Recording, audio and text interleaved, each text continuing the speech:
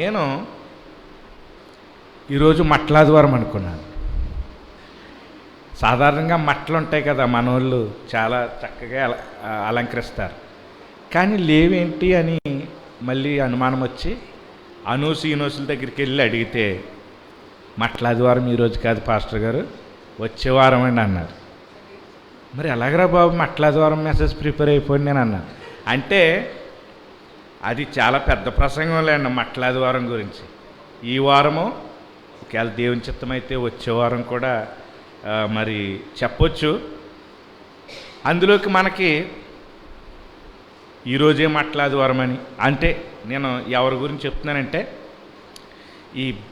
ఈ బ్రదర్ అన్న జీడిఎం అనేటువంటి దానికి ఒక రకంగా ఒక రోజేమో మట్లాదివారం, ఒక వారం తర్వాత ఈస్టరు, అలాంటిది పెద్దగా పట్టింపు ఉండదు. మరి మీరు ఏమనుకున్నా కానీ ప్రతి వారము మనకి ఈస్టర్ పునరుద్ధాన దినం కదా. అది కానీ మరి సార్వత్రిక క్రైస్తవ్యం లోకం ఈ విధంగా మరి కొన్ని క్రమమైన రీతిలో పెట్టింది కాబట్టి తప్పనిసరిగా ఆ రోజున ఆ మెసేజ్ చెప్పడం చాలా మంచిది. నేను అలాగే చెప్తాను కానీ కాక ఇది ఈరోజే కాబట్టి ఇదే చెప్తానని అనుకోనన్నమాట అండి. క్రిస్మస్ రోజుని కేవలం యేసు ప్రభు పసిబాలుడిగా పుట్టాడు అని మాత్రమే అక్కడితో ఆగిపోను. అది అలాగనే మట్లాదివారం రోజున అక్కడ జరిగింది మాత్రమే చెప్పను, ఓవరాల్ వ్యూ చూడాలన్నమాట. అలాగా ఈ దినాన్ని తర్వాత దేవుని చిత్తమైతే వచ్చే వారం కూడా మరి చూడటానికి దేవుడు సహాయం చేయాలని మనం ప్రార్థనాపూర్వకంగా వర్తమానాన్ని విందాం. ప్రేమ కలిగిన తండ్రి, మరొకసారి మీ పాదాల చెంతకు వస్తున్నాం. దీనుని ప్రభువా, బలహీనుణ్ణి మరి మీ యొక్క పాదాల చెంతకు వచ్చి మీ సహాయాన్ని కోరుతున్నాను. మీరే మాతోనైనా మరి మాట్లాడి మీరు వచ్చినటువంటి కారణం ఆయన మరి అందరికీ తెలియాలి. నీ వాక్యంలోంచి అది మేము తెలుసుకోవటానికి సహాయం చేయమని యేసు నామములో ప్రార్థిస్తూ వేడుకుంటున్నాం తండ్రి, ఆమె. సాధారణంగా మనం క్రైస్తవ లోకం ఈస్టర్కి ఎక్కువ ప్రాధాన్యత ఇస్తుంది. దానికంటే ముందు వచ్చినటువంటి ట్రయంఫల్ ఎంట్రీ అంటారు దాన్ని. ట్రయంఫల్ ఎంట్రీ అంటే యేసుప్రభు వారు విద్యోత్సాహంతో యెరూషలేములోకి గాడిద పిల్ల మీద ప్రవచనం యొక్క నెరవేర్పుగా ఆయన మెస్సయ్యగా ప్రవేశించాడు. ఆయన రాజులకు రాజు అని. మరి అటువంటి వారాన్ని అంటే ఈస్టర్కి ఒక వారం రోజుల ముందు జరిగిన దాన్ని కొంచెం తేలిగ్గా తీసుకుంటారు. కానీ యేసు ప్రభు యొక్క జర్నీలో, లైఫ్ జర్నీలో ఇది కూడా చాలా ప్రాముఖ్యతని సంతరించుకుంది. అయితే ఈ యొక్క వచనాలు నలుగురు సువార్థికులు కూడా రాశారు. 4 గాస్పల్ రైటర్స్ కూడా రాశారు ఈ యొక్క సన్నివేశాన్ని. ఎప్పుడైనా కానీ నలుగురు సువార్థికులు కూడా ఏదైనా సన్నివేశాన్ని రాశారంటే అది చాలా ఇక ప్రాముఖ్యమైందనమాట. ఓకేనండి, చాలా ప్రాముఖ్యమైంది. ఎందుకో ఇక్కడ నేను కొంచెం పాజ్ చేసి నేను మీకు చెప్తాను, అప్పుడు మీకే అర్థమైపోతుంది.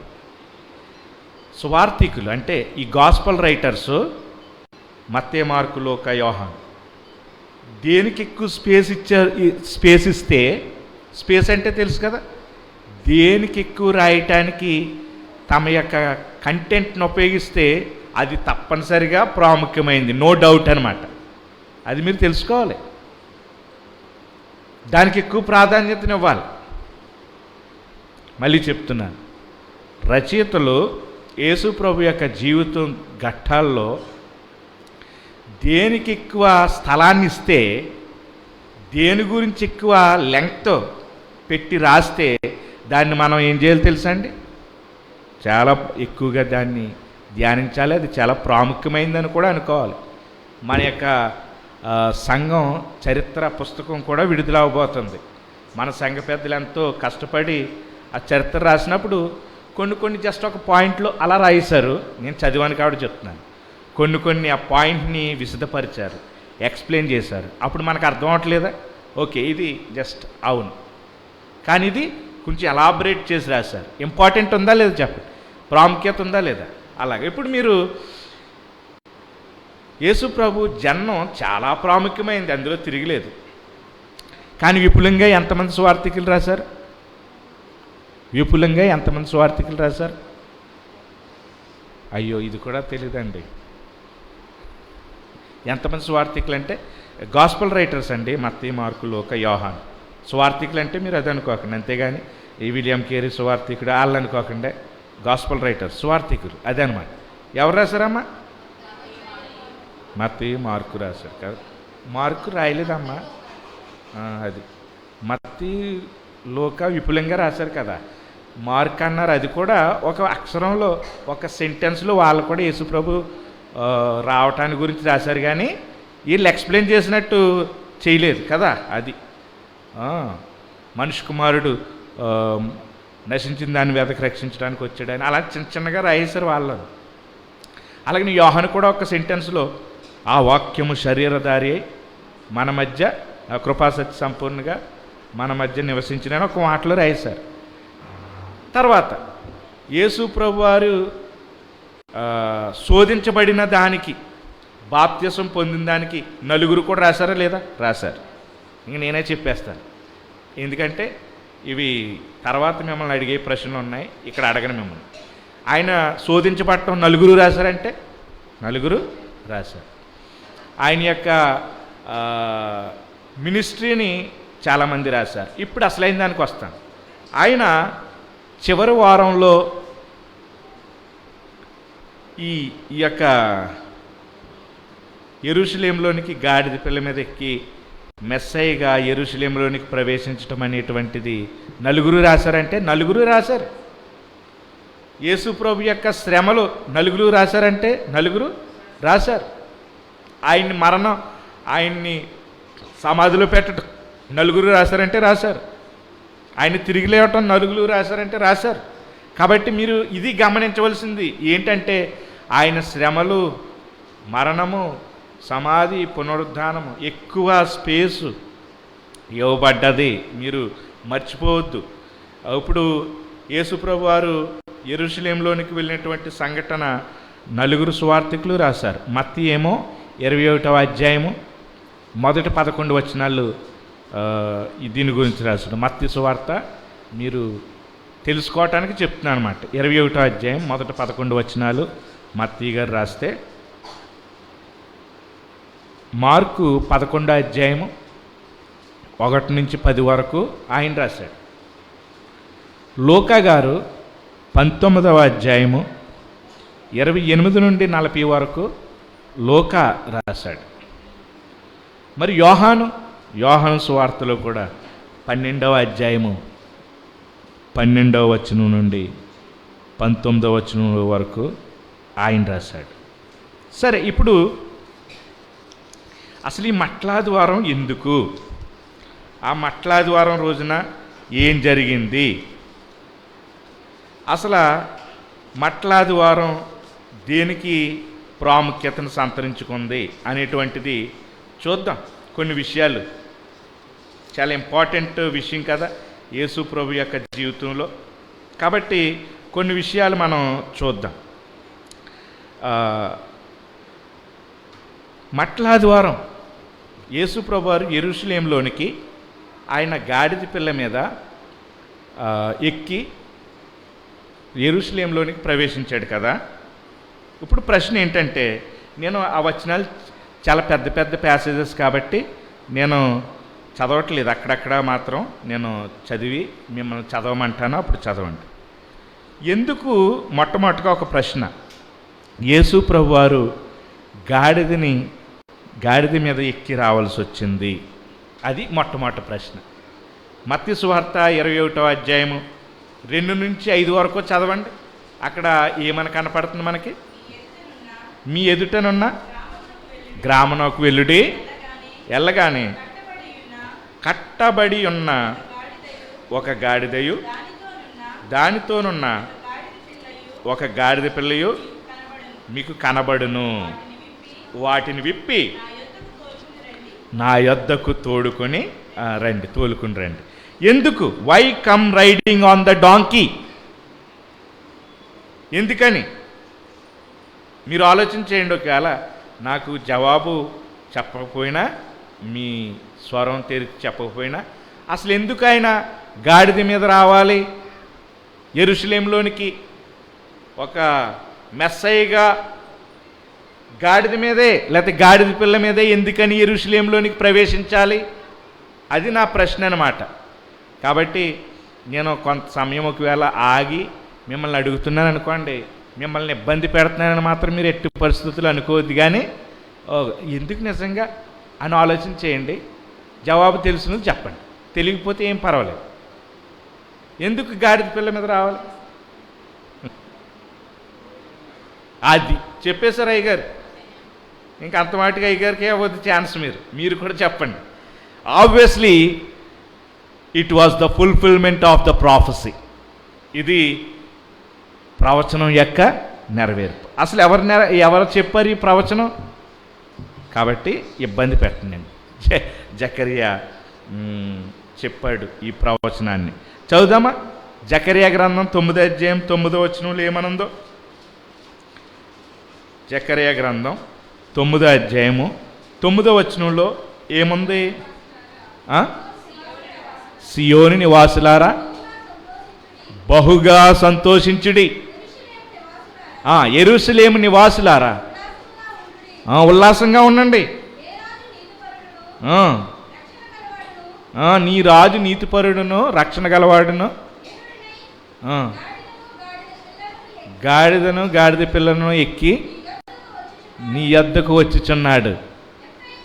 కాబట్టి చూడండి, కాబట్టి మీకు అర్థమైపోయింది ఇది ప్రవచనం, మెస్సయ్య గురించినటువంటి ప్రవచనం. ఇదే మత్తయి సువార్త 21వ అధ్యాయం 4వ వచనంలో కూడా మనం చూస్తాం. చూసారా? ఆ ప్రవక్తల వలనని చెప్పి ఈ ప్రవక్త అండి ఇది, ఈ ప్రవక్త జకరియా చెప్పినటువంటి ప్రవచనం నెరవేరులాగిన అని ఏమంటున్నాడు మత్తయ్య? అదేమనగా, ఇదిగో నీ రాజు సాత్వికుడై గాడిదను ఎక్కి నీ యొద్దకు వచ్చుచున్నాడని సియోని కుమార్తెలతో చెప్పుడి. కాబట్టి ఇది ఒక రకంగా ప్రవచనం నెరవేర్పు అన్నమాట. దీన్ని బట్టి మనకు అర్థమయ్యేది ఏంటంటే, యేసు ప్రభు జీవితంలో అణువణువున ప్రవచనాలు నెరవేరుతూనే ఉన్నాయి ఆయన జీవితంలో. ఎప్పటి నుంచి అండి? పుట్టినప్పటి నుంచి, ఆయన జన్మించినప్పటి నుంచి ఒక్కొక్క ప్రవచనము నెరవేరుతూనే ఉంది. ఆయన నోటితో కూడా చెప్పాడు, ఇదిగో ఈ ప్రవక్త చెప్పిన రీతిగా ఈ ప్రవచనం నెరవేరినట్టు ఇది ఈ విధంగా జరుగుతుంది అని అన్నాడు. కాబట్టి పాత నిబంధనలో యేసు ప్రభువుని గురించి చెప్పినటువంటి ప్రతి ప్రవచనం కూడా ఒక రకంగా యేసు ప్రభు ఆయన మొదటగా వచ్చినప్పుడు, రాకడలో వచ్చినప్పుడు ఏవైతే నెరవేరాలో అన్నీ కూడా నెరవేరింది. ఇప్పుడు మత్తయి సువార్త 21:5 కూడా చదవండి, ఏమని ఉంది? అది మళ్ళీ గాడిద పిల్ల మీద ఎందుకు వస్తున్నాడంటే, సాత్వికుడు. Perhaps the greatest reason Jesus comes riding on a donkey is what it symbolizes. It is humility. ఆయన సాత్వికుడై తగ్గించుకుని ఒకటి ఉంది. ఎందుకు అలాగా తమ వస్త్రాలు పరిసేయటం, రాజు వస్తున్నప్పుడు ఖర్జూర మట్టలు పైకెత్తటం, దాని యొక్క ఉద్దేశం ఏంటంటే, యేసు ప్రభు కాలంలో లేక అంతకు ముందు కాలంలో కూడా ప్రపంచంలో ఒక రాజు యుద్ధాన్ని గెలిచిన తర్వాత తమ యొక్క స్వరాజ్యానికి, సొంత రాజ్యానికి జయోత్సాహంతో వస్తున్నప్పుడు ఏం చేస్తారో తెలుసండి?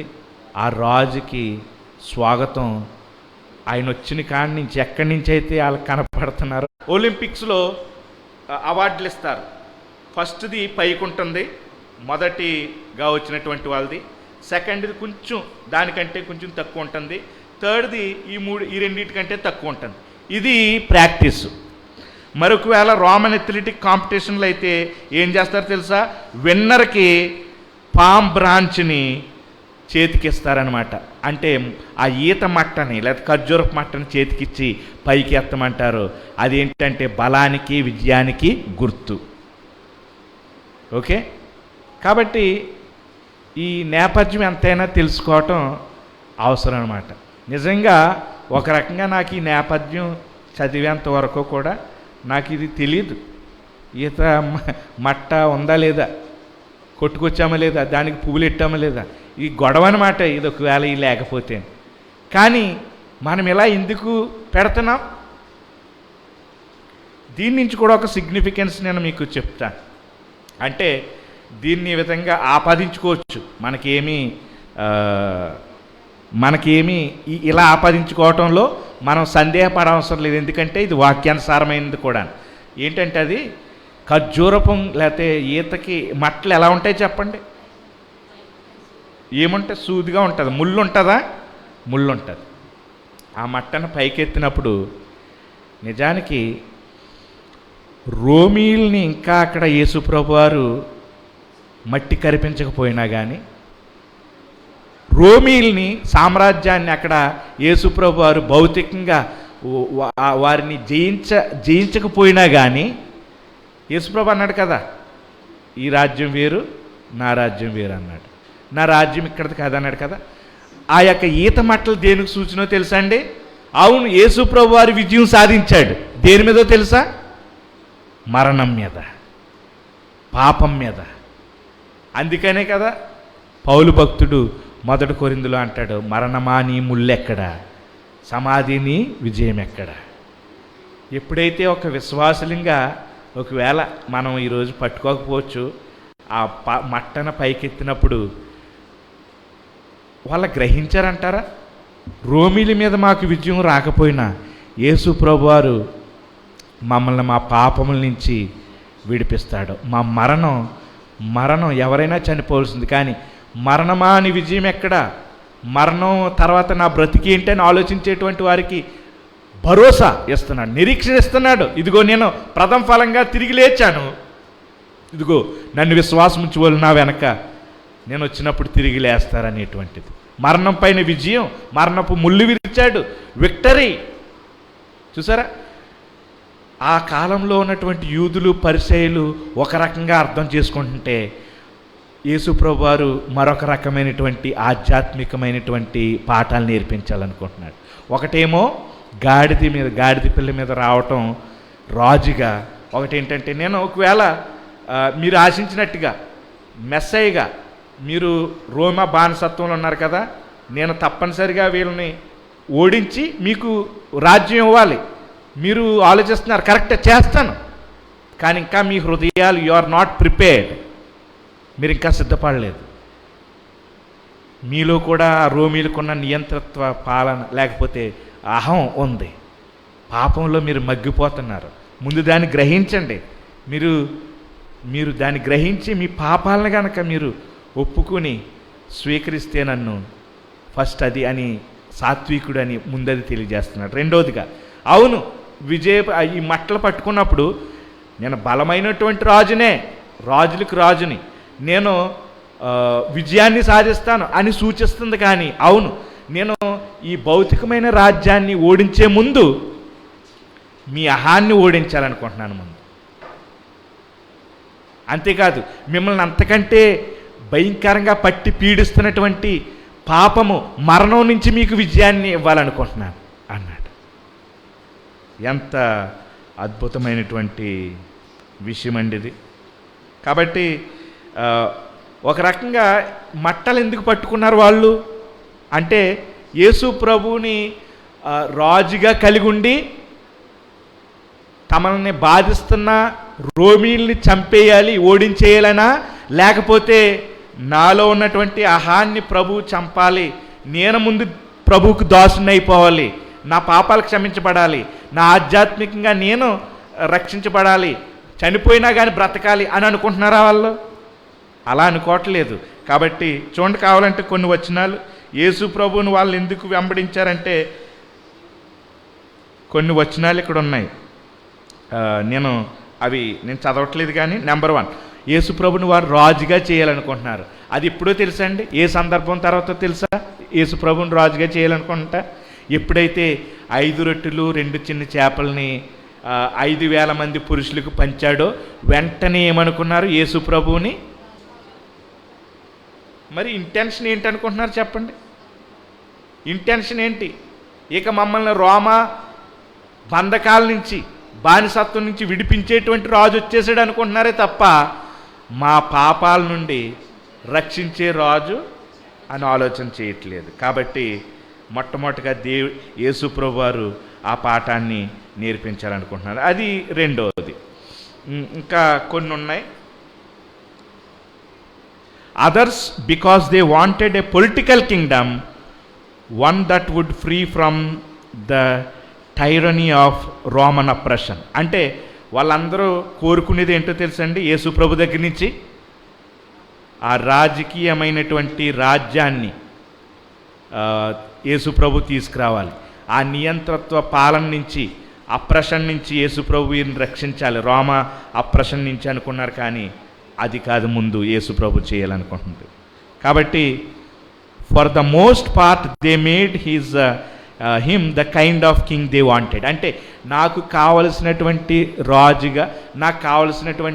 రాజుగా నేను ఆయన్ని చేసుకుని నేను ఏదైతే కావాలనుకుంటున్నానో ఆ రాజుగా ఆయన ఉండాలని వీళ్ళు కోరుకుంటున్నారనమాట. ఇప్పుడు మీరే చెప్పండి, ఒక రాజుని మనం కావాలనుకునే విధంగా కనుక ఒక రాజును ఉండాలనుకుంటే ఆయన రాజా నేను రాజునా చెప్పండి? ఏమండి? మనమే రాజు. ఇది ప్రజాస్వామ్య రాజ్యం కదండి. మనం ప్రజలందరం కూడా ఒక నాయకుడిని, పరిపాలకుడిని ఎన్నుకుంటున్నాం. ఆయన ఇష్టానుసారంగా పరిపాలించడానిక, మన ఇష్టానుసారంగా పరిపాలించడానిక చెప్పండి? అది. కాబట్టి రాజు ప్రజాస్వామ్యంలో ఆయన కాదు, ఎవరు? ప్రజలే రాజులు కదండి. యేసు ప్రభువుని కూడా వాళ్ళు అలాగే అనుకున్నారు. ఏంటో తెలుసా? మేము నిన్ను రాజుగా చేయాలనుకుంటున్నాం, కానీ నువ్వు నా మాట వినాలి, నేను చెప్పినట్టుగా చెయ్యాలి, నేను ఏ టర్మ్స్ అయితే పెట్టుకుంటానో ఆ టర్మ్స్ ప్రకారంగా నువ్వు పనిచేయాలి, ఆ రాజుగా నువ్వు ఉండాలి. అంటే యేసుప్రభు నిజానికే అలా ఉంటాడండి. ఈరోజు క్రిస్టియానిటీలో, క్రైస్తవ్యంలో మనం కూడా మన దేవుడు యేసుప్రభు ఎలా ఉండాలో కొన్ని పరిధులు ఆయనకి పెట్టేసి ఆ విధంగానే ఉండాలని చెప్పి మనం ఆయన్ని ఆరాధిస్తున్నాం కదా. మరి ఆయన ఆ విధంగా ఉంటూ ఆ ఆరాధనని స్వీకరిస్తాడు అనుకుంటున్నారో చెప్పండి? ఎందుకని ఈ మాటలు చెప్తున్నా అంటే, ఈరోజు ట్రెండ్లో యేసు ప్రభు ఎలా ఉండాలో మన ప్రకారంగా ఉండాలని మనం కొన్ని గీతలు గీసేసుకున్నాం. ఆయన ఈ విధంగా ఉంటాడని, ఇలా ఉంటాడని చేసేసుకున్న తర్వాతే అప్పుడు ఆయన్ని ఆరాధిస్తున్నాం. ఇప్పుడు మనం ఆరాధించింది ఆయన వాస్తవికంగా ఉన్నటువంటి యేసు ప్రభువునా, లేకపోతే మనము గీసుకున్నటువంటి యేసు ప్రభువునా?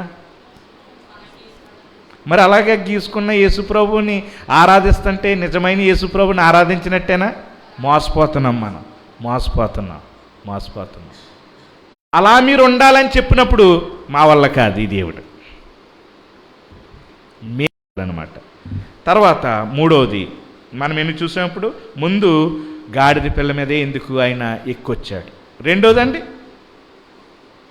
ఎందుకని వారు ఖర్జూరపు మట్టలు లేకపోతే ఈత కొమ్మలు తర్వాత దుప్పట్లు పరిశారు అనేటువంటిది చూసాం. మూడోది, why did they shout hosanna అని ఎందుకని వారు కేకలు వేశారు. మత్తయి సువార్త 21:9 చదవండి. మత్తయి సువార్త 21:9. జనసమూహంలో ఆయనకు ముందు వెళ్ళుచుండవారును వెనక వచ్చుచుండవారును దావీదు కుమారునికి జయము, ప్రభు పేరట వచ్చేవాడు స్తుతింపబడునుగాక, సర్వోన్నతమైన స్థలములలో జయమని కేకలు వేయిచుండేది. ఇంకొక చోట కూడా హోసన్నా అని ఉంటుంది. హోసన్నా. అందుకనే మనం సండే స్కూల్ టీచర్లుగా ఉన్నప్పుడు సండే స్కూల్ విద్యార్థులుగా ఉన్నప్పుడు ఏమని ఇదే కదా అరవమంటాం కదా. కొంతమంది నిద్రపోతున్న వారికి పాట పాడుతుంది. దావీదు తనయ హోసన్నా యూదుల రాజా హోసన్నా హోసన్నా హోసన్నా హోసన్నా హోసన్నా. సరిపోతుంది, మెలకు వచ్చేసింది కాబట్టి ఏం పర్లేదు. ఇలా మధ్యలో పాటలు పాడుతున్న నాకు కొంచెం ఇబ్బందేనండి, కానీ మీకోసం నేను ట్రై చేస్తా, ఏం కాదు. ఓకే, ఇంట్రెస్టింగ్గా వినాలి మీరు, అదే నాకు కావాలి. దానికోసం పాట ఏంటి, జోక్ ఏంటి, ఏదైనా వేయటానికి నేను సిద్ధమే. ఓకే, ఇప్పుడు హోసన్నా అంటే సేవస్, ప్లీజ్ సేవ్ అని అంటే save immediately, now it self, ఇప్పుడే మమ్మల్ని రక్షించు, దయచేసి రక్షించవా అని అర్థం అనమాట లిటరల్గా హోసన్నా అంటే. ఇప్పుడు నిజంగా చెప్తున్నాను, వాళ్ళ యొక్క స్తుతిగానాల్లో కానీ యేసు ప్రభువుని ఏ విధంగా అయితే వారు మెస్సయ్యగా ఆహ్వానించారో అందులో ఏమీ తప్పు లేదండి, అందులో తప్పు లేదు. వాళ్ళ ఆ సెంటెన్స్లో వాళ్ళ పదజాలం, ఉపయోగించే పదజాలం అంతా కరెక్టే, పాత నిబంధనలో ప్రవచనం ప్రకారంగానే వాళ్ళు చక్కగా అన్నారు. కానీ ప్రాబ్లం ఏంటంటే వాళ్ళు నోటితో పలికినటువంటిది ఒక రకంగా ఇంటెన్షన్ ప్రకారంగా అలా లేదు. అది ఇంటెన్షన్ ప్రకారంగా అలా లేదంటే నేను చెప్తున్నాను చూడండి. ఫస్ట్ ఆఫ్ ఆల్, దావీదు కుమారుడా హోసన్నా నన్ను రక్షించు అన్నప్పుడు వాళ్ళు ఏమంటున్నారంటే మెస్సయ్య అని పిలుస్తున్నారు. మెస్సయ్య వచ్చి మమ్మల్ని రక్షిస్తాడు అని పిలుస్తున్నాడు. నేను ఇందాక చెప్పినట్టుగానే వాళ్ళు ఏమని చెప్తున్నారంటే, ఇక్కడ ఒక పాయింట్ చదివి నేను తెలుగులో చెప్తాను. అదేంటంటే, they want immediately deliverance from the circumstances of the political tyranny. అంటే వారు బాధించబడుతున్నటువంటి అక్కడ రోమా సామ్రాజ్యం ఉంది కదా, వారి చేతుల్లో నుంచి వారికి విడుదల కావాలని అరుస్తున్నారు. కానీ not deliverance from the tyrant of sin and self అని ఉంది. అంటే అర్థం ఏంటో తెలుసా, ఆ రోమా సామ్రాజ్యం కంటే చాలా కఠినలాళ్ళు, చాలా క్రూరులాళ్ళు కాదంటలేదు, కానీ వాళ్ళకంటే కఠినాత్ములు. దీని నుండి మమ్మల్ని ప్రభువా విడిపించని మాత్రం, దీని నుంచి ప్రభువా మమ్మల్ని ఇప్పుడే రక్షించు ప్రభువా అని వాళ్ళు అడగట్లేదండి. అది మా అహం నుండి, మా పాపం నుండి, అదిగో వాళ్ళకంటే ఆ రోమీల కంటే క్రూరం కలిగింది నా హృదయం, దీని నుండి ప్రభువా నన్ను రక్షించనట్లేదు. ఎందుకంటే ఇర్మియా చెప్తాడు కదా ఏమని, హృదయం అన్నిటికంటే మోసకరమైంది, అది ఘోరమైన వ్యాధి కలది. ఇప్పుడు ప్రస్తుతానికి దాన్ని గ్రహించగలవాడు ఎవడు? కాబట్టి పరిస్థితులు చూస్తున్నప్పుడు మనం ఎంత ఘోరమైనటువంటి హృదయాన్ని కలిగి మనం ఉన్నామో, నిజానికి ఎవరో ఒక ఆయన ఉన్నాడంట, ఆయన పరిపాలిస్తున్నాడంట ఈ దేశాన్ని, చాలా హింసించేస్తాడంట రాబోయే రోజుల్లో. ప్రభువా అతని నుండి ప్రభువా మమ్మల్ని కాపాడవా, నువ్వు తొలగించేవా అని మమ్మల్ని అడుగుతున్నాం. కానీ ప్రభువా అంతకంటే క్రూరుణ్ణి ప్రభువా, నేను నా హృదయాన్ని నువ్వు సరిచేయగలవు ప్రభువా, సరిచేస్తావు ప్రభువా. నేను ఎంత నియంత్రణతో కలిగినంటే, ఇక్కడ ఒక రకంగా ఇవి నా ఇలిస్ట్రేషన్స్, నా అప్లికేషన్స్ కాదండి, యాజ్ ఇట్ ఈస్గా ఉన్నాయి నేను తీసుకుని చెప్తున్నాను. అది మన సంఘమే కాదు, ఎవరికైనా కానీ. నేను ఎంత క్రూరున్నో తెలుసా ప్రభువా, ఎవరినైనా కానీ నా ఎదుట పొగుడుతుంటే నేను తట్టుకోలేను ప్రభువా. ఎవరైనా వర్కింగ్ కమిటీలో ఉండి, ఇది ఇక్కడ ఆ పదమే ఉంది, వర్కింగ్ కమిటీలో ఉండి పనిచేస్తూ వాళ్ళు మాత్రమే ఉంటే గనక నేను అందులో లేననుకో, నేను తట్టుకోలేను. ఇవన్నీ అనమాట అండి, ఇవన్నీ ఇలాంటి పరిస్థితులు మనకు లేవండి. ఎవరైనా సంతోషంగా ఉంటే నేను ఓర్చుకోలేను, ఎవరైనా ఎదుగుతుంటే నేను తట్టుకోలేను. ఇది మనిషిలో ఉన్నటువంటి ఆ రోమీలు కంటే ఘోరమైనటువంటి పరిస్థితి కాదా ఇది? ఒకసారి ఆలోచించేయండి. ఈరోజు కూడా చాలామంది హోసన్నా హోసన్నా అని పిలుస్తున్నారు, సేవ్ అస్ ఇమీడియట్లీ అంటున్నారు, ప్లీజ్ సేవ్ అంటున్నారు. We want and need a deliverer, but what we are asking him to save us from. మమ్మల్ని దేని నుంచి రక్షించమని అడుగుతున్నాం, అది మనం అడగవలసింది ఈరోజు. మంచిది, మంచి ప్రభుత్వం రావాలి ప్రభువా, వారి దగ్గర నుంచి రక్షించు ప్రభువా అని అడగాలి తప్పనిసరి, నేను కాదంటలేదు. కానీ దానికంటే ముందు ఈరోజు ఏమో వాళ్ళని ఎందుకని ప్రభు మనకి ఇస్తున్నాడంటే ముందు మనం మార్చబడాలి, మన స్థితిగతులు మార్చబడాలి, మనకి హృదయం మార్చబడాలి. అందుకనేమో ఈరోజు ప్రభు మనల్ని, అవును కోవిడ్ సమయంలో ప్రభువా మమ్మల్ని రక్షించు అని అడిగాం, చాలా సంతోషమే. కానీ అంతకంటే ప్రాముఖ్యంగా ఈరోజు కోవిడ్ కంటే భయంకరమైనటువంటి వ్యాధి పాపం, దాని నుంచి రక్షించాలి, దాని నుంచి రక్షించబడాలి మనం. ఎప్పుడైనా ఆలోచించారా?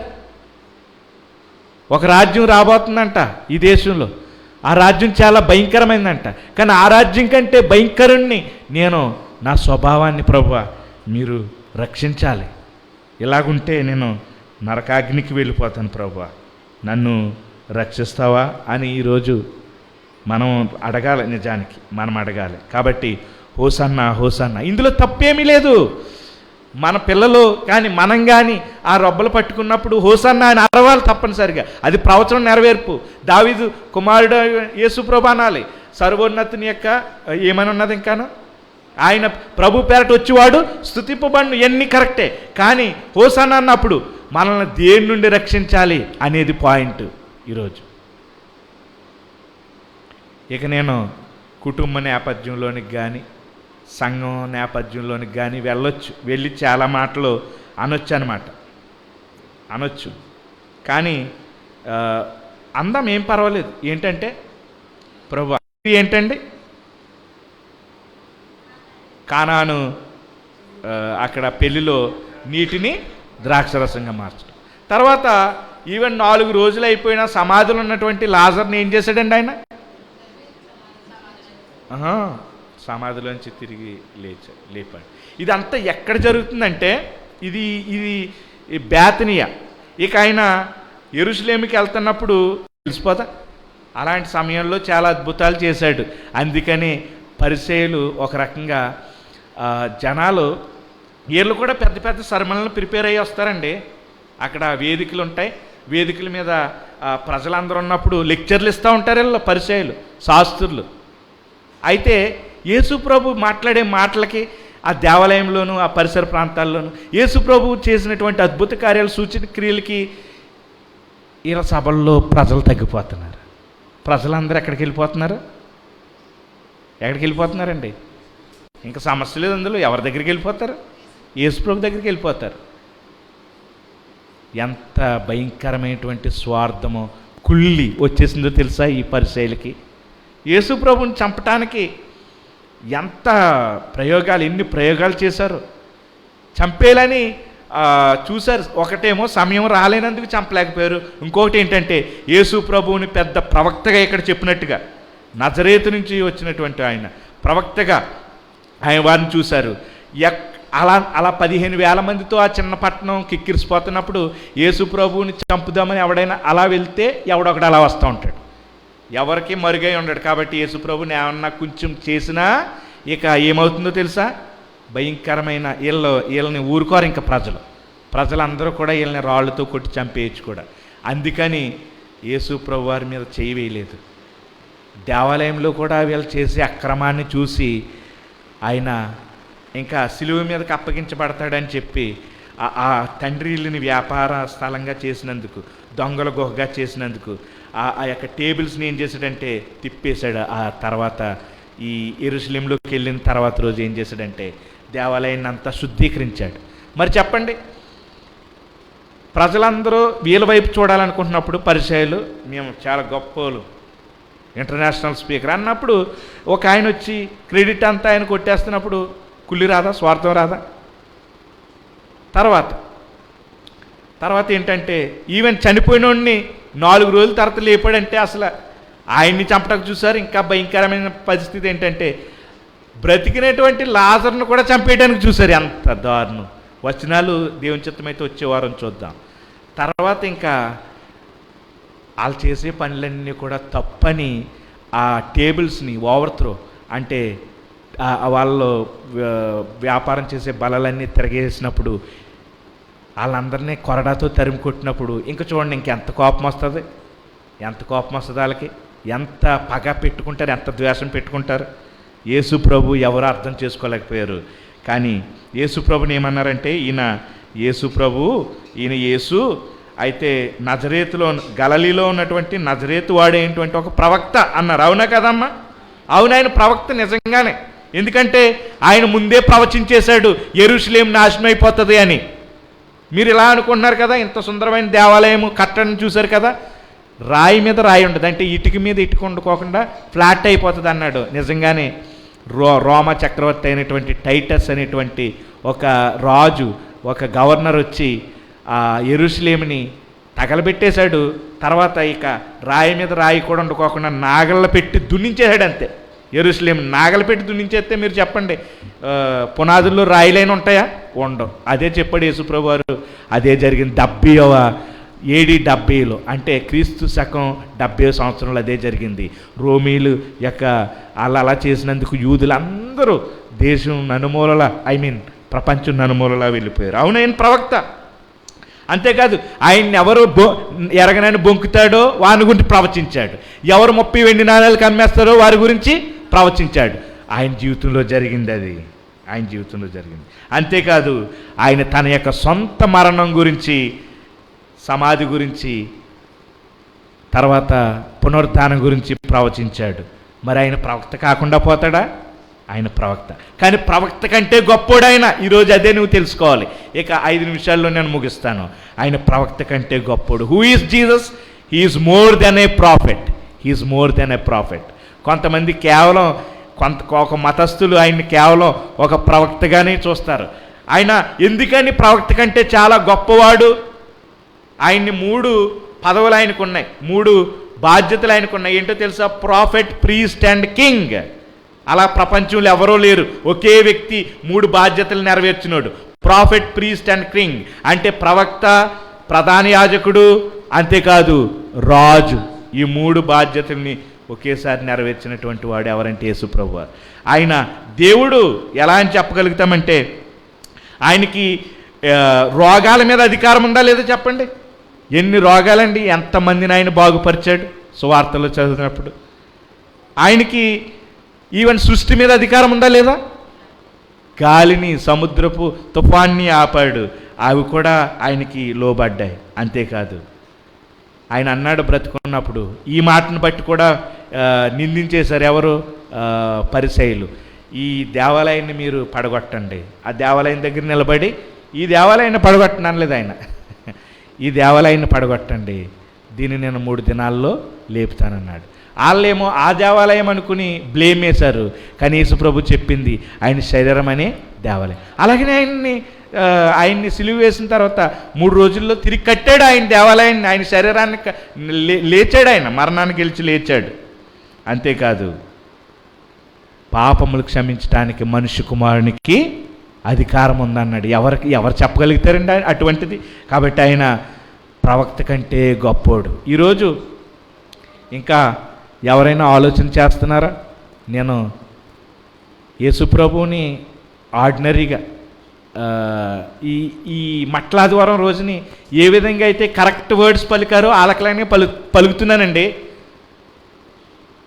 ఏంటి ఆ పదములు అంటే? హోసన్నా, హోసన్నా అంటే దయచేసి నన్ను రక్షించు. ఆ తర్వాత ఇంకోటి ఏంటంటే ఇప్పుడే రక్షించు అని అడుగుతున్నాం. ఆ మాటలు అంటున్నాం, చిన్నపిల్లలు కూడా అంటున్నారు. కానీ రక్షించని అడిగేది ఇంటెన్షన్ దేని నుంచి? అది కావాలండి, అది కావాలి. అదే నీ యొక్క గమ్యాన్ని మార్చగలిగేది అనమాట. ఈరోజు రక్షించనేటువంటిది నన్ను ప్రభువా ఆయన రాజుగా పెట్టుకుంటే తప్పనిసరిగా